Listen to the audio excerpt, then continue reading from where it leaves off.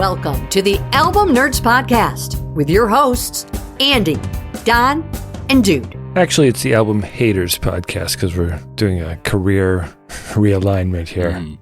Yeah, from love to hate. Redefine the whole thing. Boy. I'm just kidding. This is the Album Nerds Podcast. I'm Dude. I got Andy and Don with me. Andy, how you doing? How's life? Doing good, man. Ready to turn over a new leaf. It's a fresh day on the Album Nerds Podcast. Already? The year just started. You got to start over again? It's been a long year so far. How you doing over there, Don? Yeah, I'm really sick of Pink Floyd. Yeah, wow.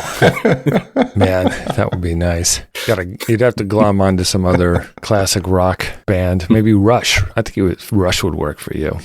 So, yeah, this is the Album Nerds Podcast. We love albums and the album format and talking about the damn things. We have a great show for you today. We're each going to be presenting a career redefining album. We'll get into that in a bit. Don's going to be asking us a deep question. We're going to have some shout outs to some other albums and album related items that we're digging.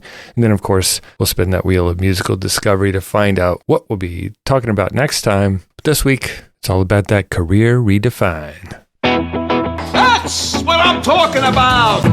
Throughout music history, certain albums have emerged as pivotal moments that redefined artists' careers and sometimes entire genres. These groundbreaking records often mark a significant shift in an artist's sound, style, or public perception, propelling them to new heights of success or artistic achievement. Today, each of us will present an album that was career redefining. So this happens, right? Artists either change bands, change sounds, get sick of doing the same old thing. Maybe it just hasn't been working yet and they change things up, or it's a comeback. So some kind of easy examples, John Fogerty's Centerfield from 1985, after all that fighting with Creedence Clearwater Revival and losing publishing rights to his songs, came out with a comeback album that did very well. Radiohead's Kid A, which just pretty much blew everything up, changed what people thought of as listenable alternative rock, and Taylor Swift's 1989. I think that was sort of solidified her transition to a full-on pop artist. Yeah. So other than those kind of obvious high-profile things, what other albums did you guys think about before making your final choice? Well, the one I almost went with, but we had talked about it in a past episode. Yeah, I love this one. Aerosmith's Permanent Vacation from 1987. This was kind of their return to form after a couple misses there during the mid-'80s for Mr. Aerosmith. That's my move. Yeah, Johnny Smith. Yeah, this had Dude Looks Like a Lady on it, Angel, Ragdoll. I mean, a lot of big hits, but just a really solid record, and saw them kind of rise to fame there in the early 90s again, kind of reinvigorated. How about you, Don? What did you find? The first one that popped in my head was Johnny Cash. So in 1994, he did American Recordings, it was called, with Rick Rubin. And this really was kind of career redefining for him. I don't know, if you ever listen to his 80s output, it's very uneven and it gets a bit hokey, lots of patriotic things in there and stuff like that. And I think Rick Rubin sort of brought him back to sort of that dark character, that badass. The Man in Black. Yeah. And so, the music was very stripped down, mostly just guitar and his voice. And it was just really well done. And he ended up doing a few more of those with Rick Rubin before he passed. Yeah, my first thoughts were to some live albums from the 70s. And I know that kind of, is that an album? Isn't it? Is it a greatest hits? Isn't it? So I veered away. But Peter Frampton's Frampton Comes Alive from 1976. He had been in Humble Pie, a band, for those who haven't heard of it, from the 70s. And he had 3 or 4 solo albums that just went nowhere, but had some following. So he did this live recording as a double album. And Show Me the Way, Baby I Love Your Way were 2 of the big hits off of it. But just the performances were so much more interesting than the recorded versions. It took off and it completely redefined his career and gave him a huge spotlight for a short time. And then after that, all of the studio albums kind of went, but that's not what I went with. Why don't we get into our actual choices? You choose me?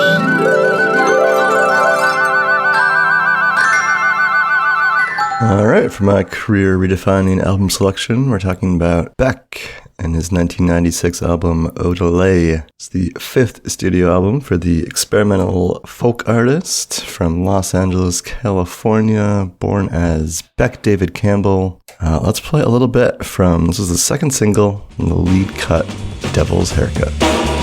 Got a devil's haircut in my mind. Got a devil's haircut in my mind. Quick question, guys. In your mind, what is a devil's haircut? I'll go first. Bowl cut. I was thinking the flock of seagulls guy.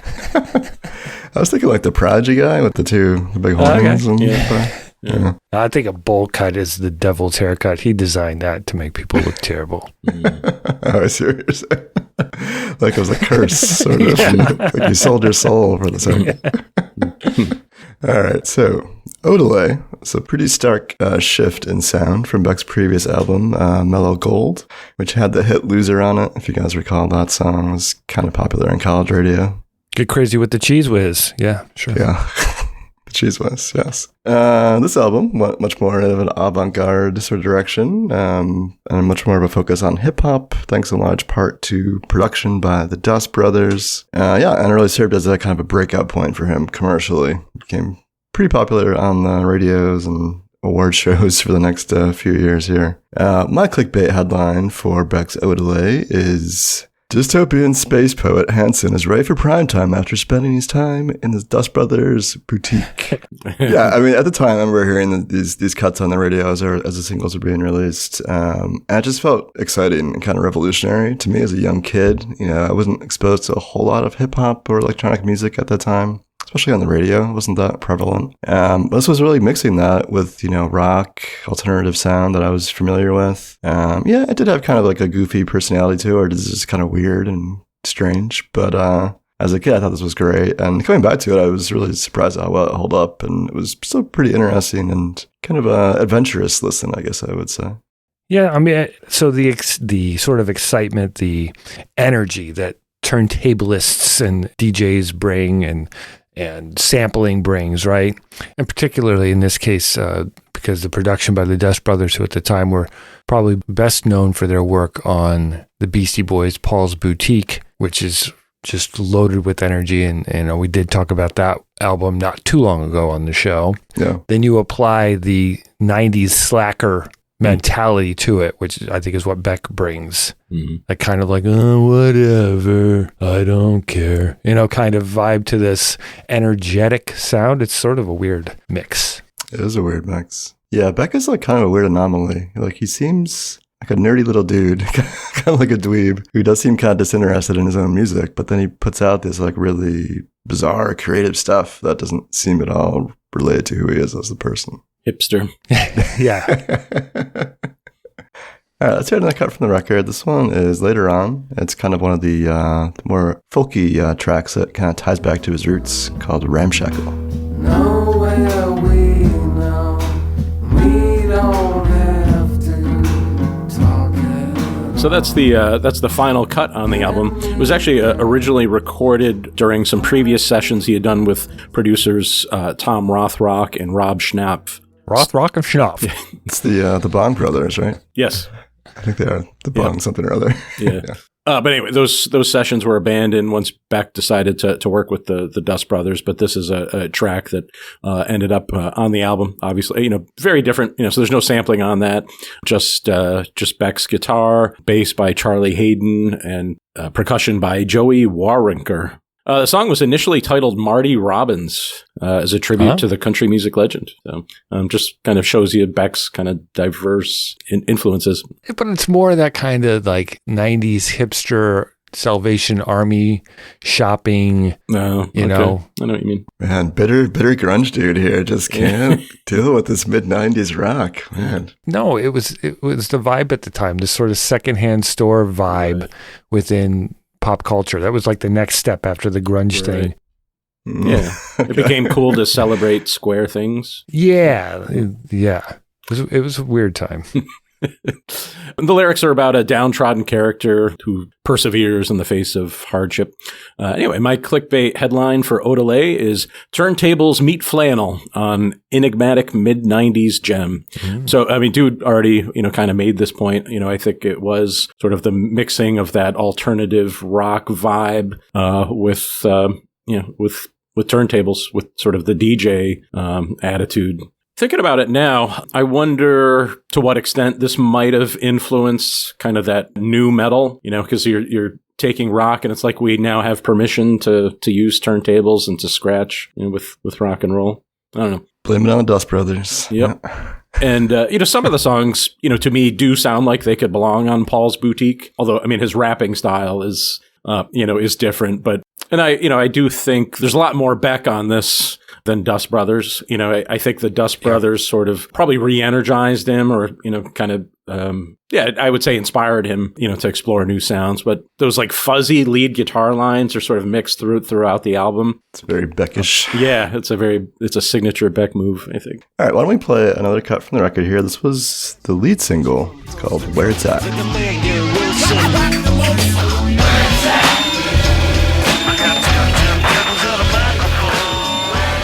That was a good drum break. Yeah. A genre-bending anthem of sorts, paying homage to the two turntables and a microphone sort of talk of early hip-hop and b-boy culture of the 80s. And also it included some samples from some educational film from the 70s called Sex for Teens. But that Wurlitzer riff is Beck's. Mm-hmm. Kind of bridged that loser sound with the sounds of Odelay. I think that's probably why it was the lead single. And that was a good drum break. Sample comes from 1989 song by The Frogs called I Don't Care If You Disrespect Me, Just So You Love Me. I love that title.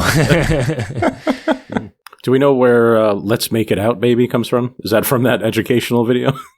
Could be. I don't know. I can only find what I could find. My clickbait headline to describe the album: Odelay turns a lo-fi loser into an alt-rock nerd god with a little help from the Dust Brothers. God. Yeah, G-A-W-D. I don't want to be sacrilegious up in here. So this transformed him from a one-hit wonder, which is really the trajectory I think most people thought he was on, to a superstar, really. I mean, kind of a tastemaker in music after that. It's like a buffet of sounds. Sometimes Golden Corral, others Old Country Buffet, but mostly Ponderosa. Is Ponderosa the high end of that scale or the low end of that? I think it's the lowest of the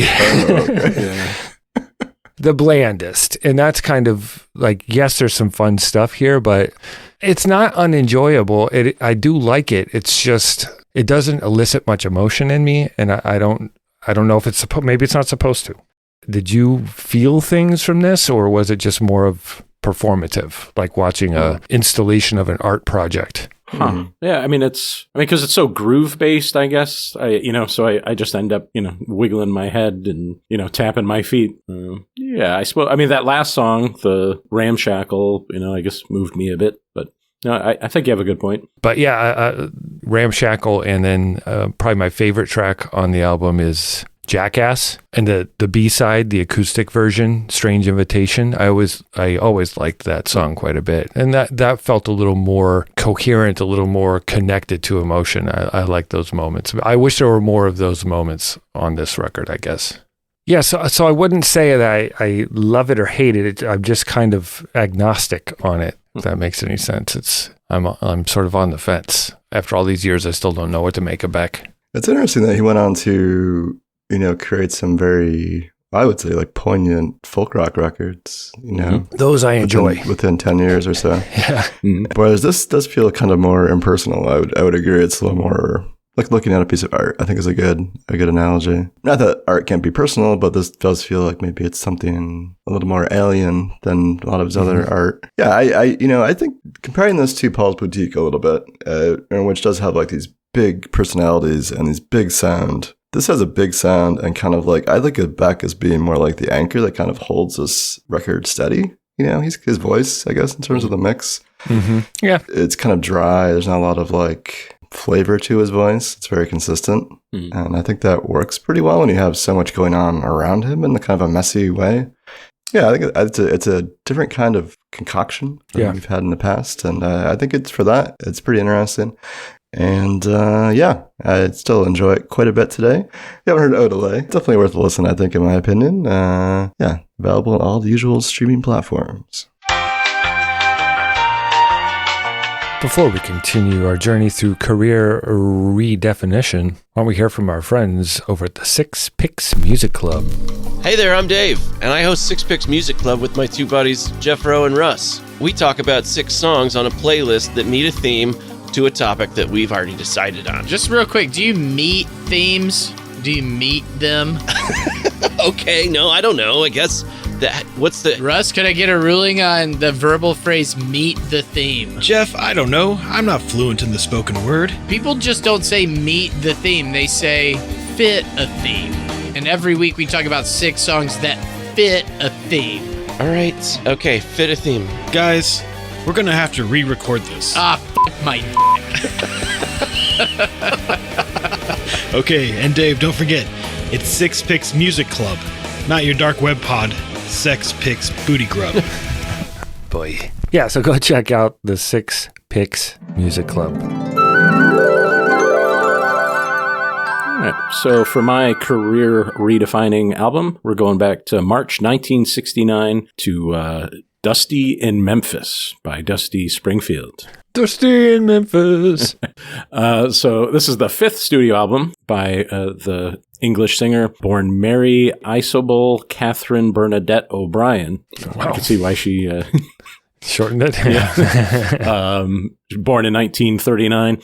So she had already had a successful career as a pop singer, having some pretty major hits. But she signed with Atlantic Records, who was Aretha Franklin's label.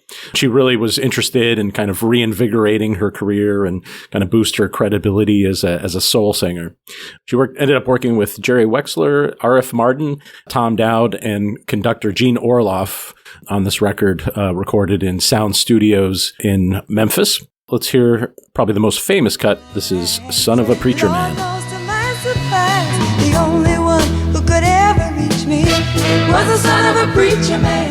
The only boy who could ever teach me. Sounds really familiar, Don. Like I've heard that recently. Yeah. So we did talk about that on our soundtracks episode because, of course, it appears in Pulp Fiction. Son of a Preacher Man was written and composed by American songwriters John Hurley and Ronnie Wilkins. And they had Aretha Franklin in mind, but I never trust these things. Supposedly Franklin turned it down because she believed it was disrespectful to her father, who was a preacher. Oh, yeah. Okay. Anyway, my clickbait headline for Dusty in Memphis is British pop queen goes walking in Memphis. Walking in Memphis. There you go.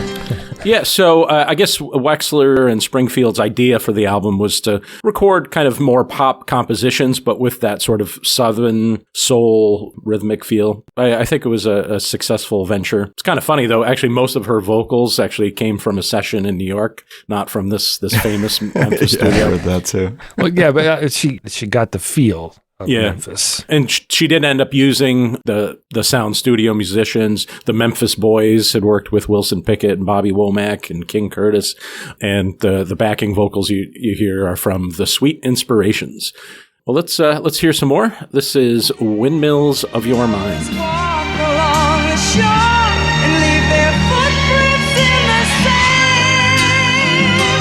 Is the sound of So yeah, a haunting song about inner turmoil, windmills being used as metaphors for uncontrolled thoughts, and the lyrics kind of evoke feelings of being trapped in these obsessive loops. It was originally written for the Thomas Crown Affair movie soundtrack and won an Academy Award, and then Jerry Wexler wanted Dusty to record it for her album, but she didn't really want to originally, but she was kind of talked into it. And it did end up charting on the Billboard charts. So she didn't sing this originally then, huh? No, it was sung by Noel Harrison for the Thomas Crown Affair. Really? Me clickbait headline to describe the album. Matey. The original heartbreak queen who taught Adele how to make you feel every word. Soulful, folksy, and sadly sensual. We got a British lady who goes to America to record and learns how to find her soul and use the blues, similar to we talked about Adele before. It's the Adele story. Yeah. I thought of this being the Adele 1.0. I kind of feel like she's very similar in that. I mean, their voices obviously are different, but I think it was unusual at the time for a British lady to be a soul singer in America, and it was kind of unusual when Adele broke too. So even the look is similar, with the big eyelashes and the blonde. It's a very pleasant album. Lots of swelling strings and lilting voice, very emotionally charged. So kind of a bit of a palate cleanser after the high energy, low energy mix of Beck's album, So just more steady. There are no surprises here, and that's sometimes kind of nice. All right, well, let's hear some more. Breakfast in Bed.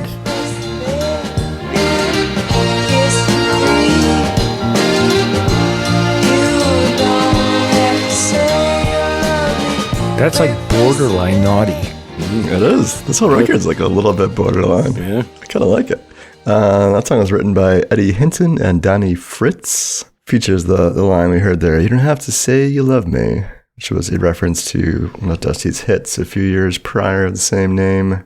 My clickbait headline for Dusty in Memphis is, "Dusty sounds right at home in this soulful and sultry classic." Sultry.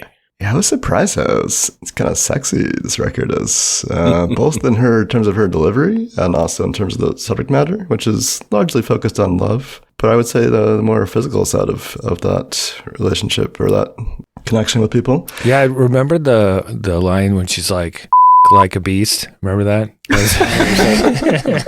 It was surprising to this day. Yeah, really. Yeah. But speaking of that, I mean, I think it's the right kind of sexuality. I think she's empowered. She's not objectifying herself. Right. Yeah, it's very much on her terms, I would say. So I guess the record as a whole definitely has some gospel roots. I think it's much more prevalent on a handful of tracks here. Actually, the two that we've featured so far, Preacher Man and Breakfast in Bed. A lot of the album has the kind of this, like, I would just say more of like traditional 60s pop orchestral accompaniment, right? Mm-hmm. Yeah, I mean, Windmills probably fits that bill. Yeah. That sound to me is just, I don't know, it just sounds so just kind of blah, kind of beige, just kind of filler in the background. Doesn't really speak to me a lot in terms of the emotion. But thankfully you have her voice, which does handle all that heavy lifting. Yeah, I mean, Windmills, I like that track a lot, but I didn't really feel like it fit into the album as well as maybe as the rest of the songs here did. In terms of having that soul aspect to it, it felt a little more poppy. But yeah, as a whole, I did really enjoy this. It was really the first time I've listened to her in any length, and yeah, really great voice and so much personality in it, and I really enjoyed it. Okay, so Dusty in Memphis made Dusty Springfield a soul legend. Check it out. Excuse me. I'd like to ask you a few questions. It's time for Deep Questions by Don. We're going to redefine this question segment. Redefine deep questions, yeah. All right. Well, so outside the world of music, what other people have redefined their careers? Well, I was struggling on this one, guys. I relied on the internet a little bit to provide some information for me. There were a couple I was surprised about that I'll share with you guys. Do you guys know the film director Ang Lee? Remember him? Sure. Yeah. Crouching Tiger, Hidden Dragon. Oh, yeah. Brokeback Mountain, I believe. Yep, and a weird Hulk movie. Yeah, and that terrible Hulk movie, yeah. He was a stay-at-home dad for like 6 or 7 years before that, taking care of his kids. Wow. Which I appreciate, jumping right into film directing somehow. Pretty big change. And then Terry Crews, man, I did not realize. I knew he's a big jacked guy. He played in the NFL sparingly for a couple seasons, it sounded like. Terry likes football. Terry likes football. You gotta watch Brooklyn Nine-Nine for that to land. But Terry loves love. Funny guy. I like him. Was he the one in the Old Spice commercials? Oh yeah, he did those too. But he was also in Idiocracy as the President Camacho. Yeah, it's President Camacho. Oh God, I love that movie. Dude. My mind went to several things. Like I thought about Pulp Fiction reviving John Travolta's career, but what I really thought about was Arnold Schwarzenegger. Talk about career redefining, right? So he's like the master. Yeah, starts off as a bodybuilder, can't speak English, becomes Mr. Olympia, manages to weasel his way into movies, and then gets the Conan the Barbarian, makes him a movie star. Then, after decades of being one of the top box office draws, he quits and becomes the governor of California. California. And then after that, goes back to acting and does hit movies and Netflix series and smokes a lot of cigars. He does smoke a lot of cigars. But I mean, that's a lot of career redefinition throughout this man's life. Yeah. So there's a documentary series about him on Netflix that I recommend. It's just called Arnold, and he's heavily involved in the storytelling of it. So I think he had a hand in the making of it. But it's an interesting story. It starts at the beginning all the way to present time. So it's not a tumor. What do you got, Don? Well, as a child of the 80s, there's so many, young actors that were in sitcoms and stuff that just kind of disappear. But I guess it was late 90s or early 2000s. Suddenly, Jason Bateman was back. Right. Which I was very happy about, in the show Arrested Development. And then, pretty much since then, he's been on a pretty good roll with Ozark. Lots of movies. That podcast. Yeah. Oh, but don't forget, he did have a win as a young man when he starred in Teen Wolf 2. Where for some reason the sport of choice was college boxing, which doesn't make any sense. Sweaty wolf.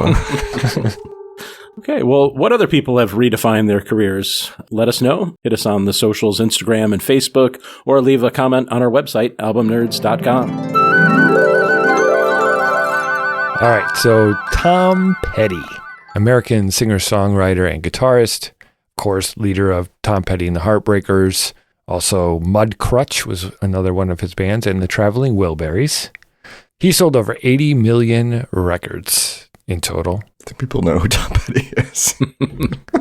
To go into the back. Just making sure, you never know. Okay. But Full Moon Fever was his first solo album released in April of 1989. Featured contributions from his Heartbreakers bandmates and Traveling Wilburys collaborators, and produced by Jeff Lynne as well. Bit of a creative departure from the Heartbreakers, a little more reflective of his influences of growing up, probably more kind of your Beatle-y sort of rock and roll. He was just working with George Harrison, so what do you expect? Why don't we start off with my favorite track on the album, I Won't Back Down.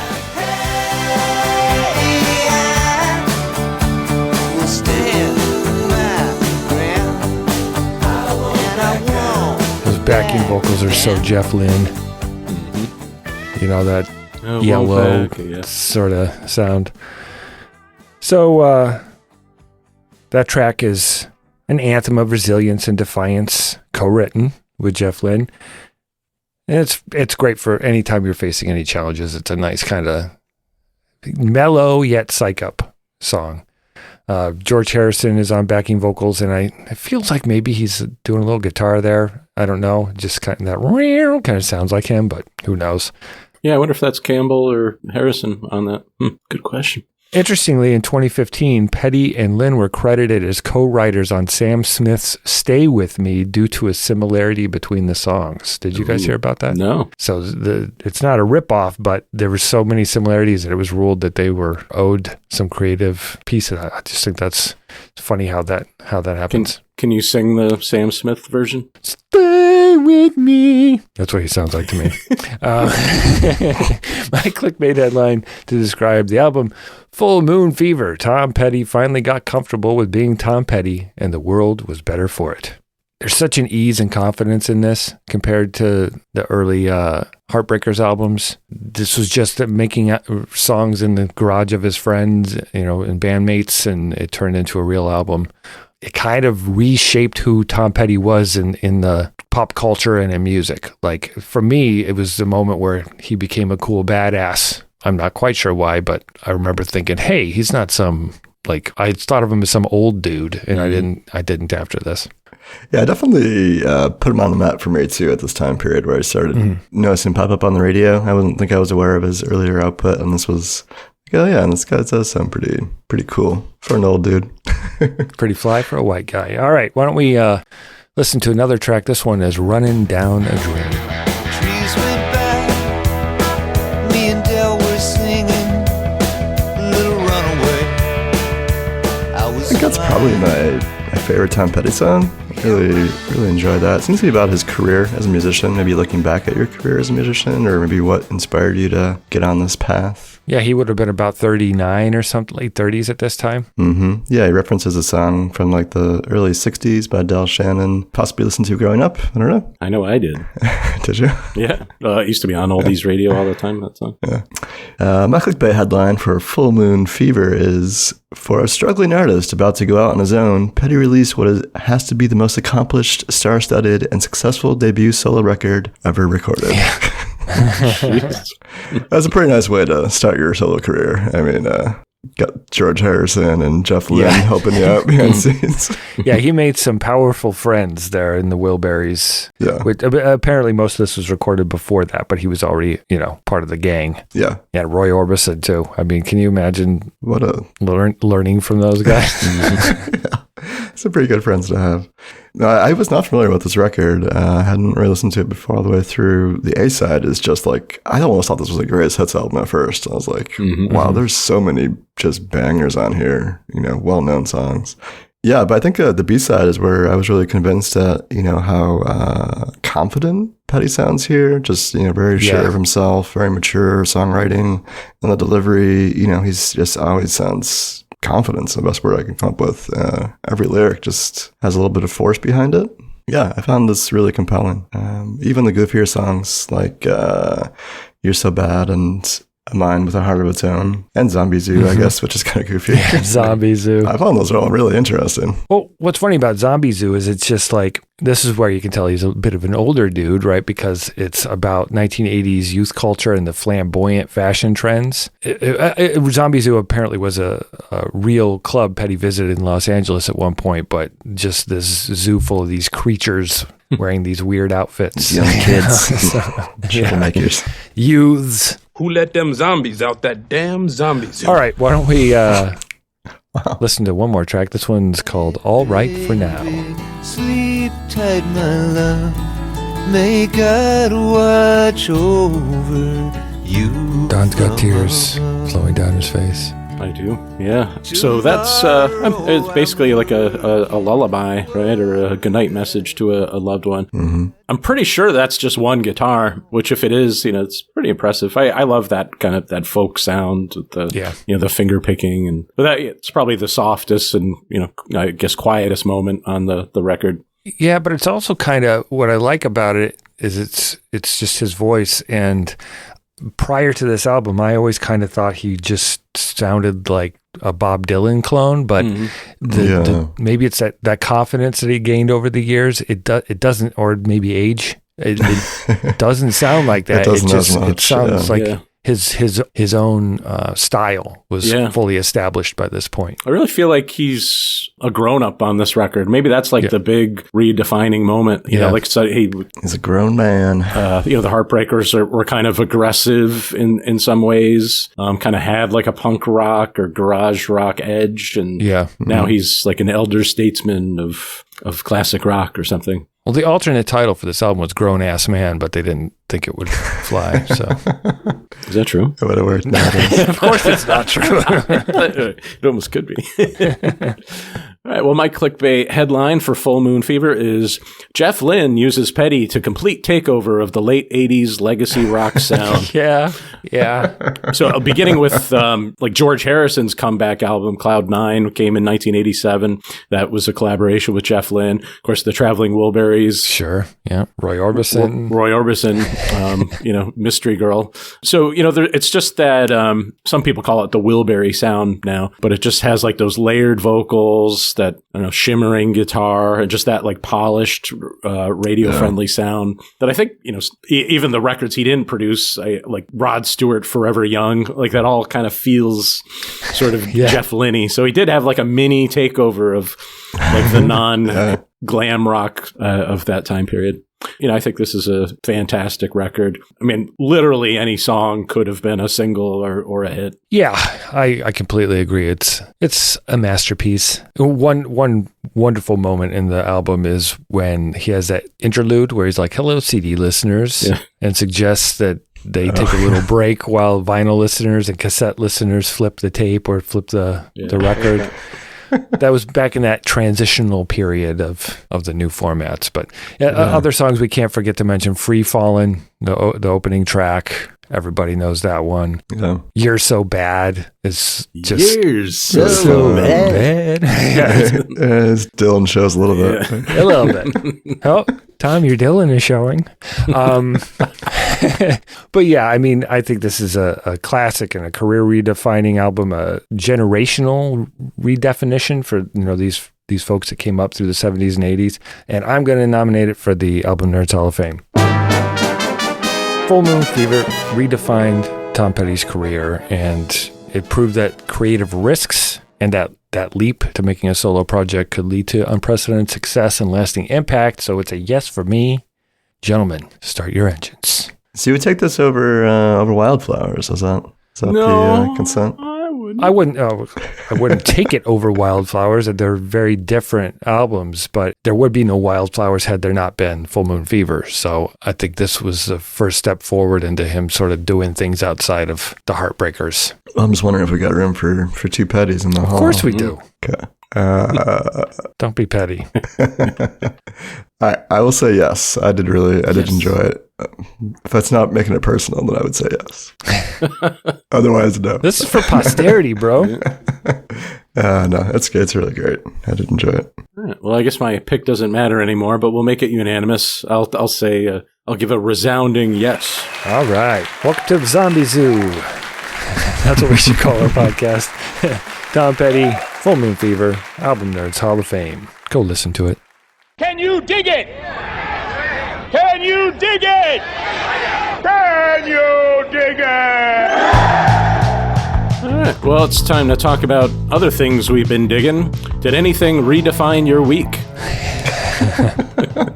My week has been redefined. Yes. I have a couple things here in my little knapsack that converts from like a backpack to a satchel to like over the shoulder kind of situation. You are fashion forward, brother. Yeah, All right. First one for me is from a Dublin-based, I guess I call it punk rock group called Skinner. They have a new album out called New Wave Vaudeville. Love the title. Let's put it to like that. I like it. Yeah, this is the product of a guy by the name of Aaron Corcoran, inspired by the New York City no-wave scene in the 70s and 80s. Oh, totally. Yeah, sounds pretty interesting. Been enjoying it. And last one for me is from a South African singer and dancer by the name of Moonchild Salini, is how you'd say it. That sounds Italian. In high school, I knew a girl named Karma Cloud. It's almost as good.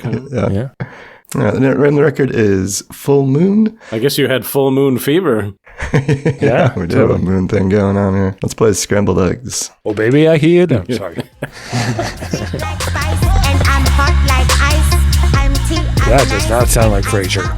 He calls this music future ghetto funk. Pretty interesting, in my opinion. What you been digging on, Don? Well, I found an Americana band called The Devil Makes Three. They've actually been around since 2002. They're from Santa Cruz, California. It's guitarist Pete Bernard, upright bassist Morgan Eve Swain, and guitarist and tenor banjo player Cooper McBean. The album's called Spirits, and this is the title track. This house now, too many spirits in my head. Real raggy. Rose. Yeah, so that album comes out next month. This is the only track available so far. Also, kind of in the sort of Americana spirit or country treatment, we've got Ringo Starr. Famously from, I can't remember what band he was in. Some Jeff Lynne project or something. So Ringo Starr is back with his 21st solo album, if you can believe that. Wow, that's a lot. Yeah. So it's mostly a country album. The songs are written by T-Bone Burnett, features appearances from Billy Strings, Molly Tuttle, Luscious, and Larkin Poe. Yeah, and the album's called Look Up, which kind of makes sense because he's a star, right? So you look up. Anyway, here's a song called Time on My Hands. I turned my collar up, kept my eyes turned down. Sounds kind of like Ringo and Willie Nelson have merged. I like it. Yeah. Yeah. Full country. Pretty much just like anything Ringo does, I'll probably enjoy it and then kind of move on with my life. Right. Wow. What Ringo. What are you digging, dude?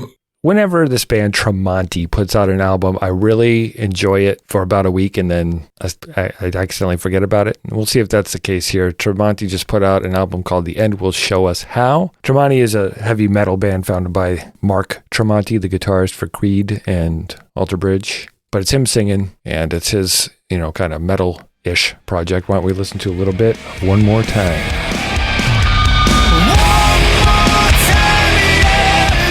It's really all about big guitar sounds. I think it's a guitarist just getting to exercise that muscle. And these albums always have the same kind of vibe, but they're fun to listen to for a little bit. About to check it out. Yeah. All right, so I'm also digging a record that I stumbled upon years ago while flipping through like the $3 bin at a record store. And the cover just got me. It's this dude holding like a masquerade ball mask and has a little pencil mustache and a big pompadour. The artist is Mink DeVille, and the album is called Coup de Grace from 1981. It's a shift in the band's lineup and sound, more of a doo-wop, rock and roll, Bruce Springsteen-ish inspired sort of sound, but with some Latin rhythms. Let's listen to a little bit of Love and Emotion. But then you love and emotion. It's kind of John Cougar-ish. Yeah, a little bit, yeah. It's almost a Zydeco thing going on there. Yeah. When I picked this up, I just had to hear what it sounded like because I don't think Spotify was the full deal yet at this point. And I put it on, and it wasn't terrible. I was expecting it to be terrible, and it was a fun listen. I pulled it out, and dusted it off a couple weeks ago, and go check out Mink DeVille. I mean, what the hell? Why not, right? Guest accordion by Weird Al Yankovic. All right, well, what are you digging? Let us know. Join us on the socials, Facebook, Instagram, and Threads. Also on our website, albumnerds.com. It will be a discovery of extraordinary value. All right, well, it's about that time on the show, and I'm reminded of the great American singer and author Henry Rollins. He said, "I believe that one defines oneself by reinvention, to not be like your parents, to not be like your friends, to be yourself, to cut yourself out of stone," like Rollins. Wow. With that in mind, let's bring out my friend and yours, Wadbot, to see what we'll be talking about on next week's episode.